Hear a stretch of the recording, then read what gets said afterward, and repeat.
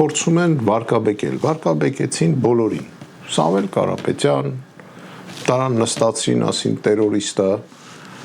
սրբազաններ եւ տարբեր մարդկանց, քաղաքապետեր են սպանում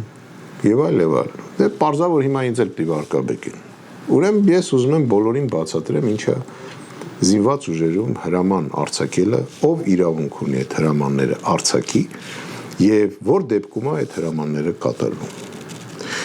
Եթե նույնիսկ ես բանավոր հրաման տված ելնեի, ինչ որ հրամանատարի, ասենք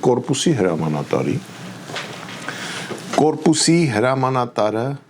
իրավունք չունի կատարել այդ բանավոր հրամանը։ Առաջինը,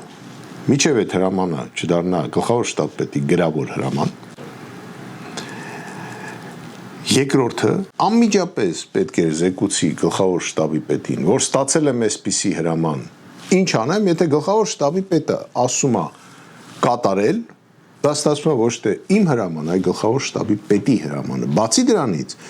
միևնույն է, գլխավոր շտաբը պետք է տար գրավոր հրաման։ Նույնիսկ գլխավոր շտաբի բանավոր հրամանը այդ դեպքում ենթակա չի կատարվում։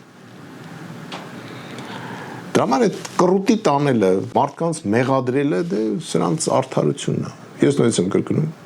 գեներալ Արշակ Կարապետյանը երբևիցե նման հրամաններ ոչ մեկին չի տվել։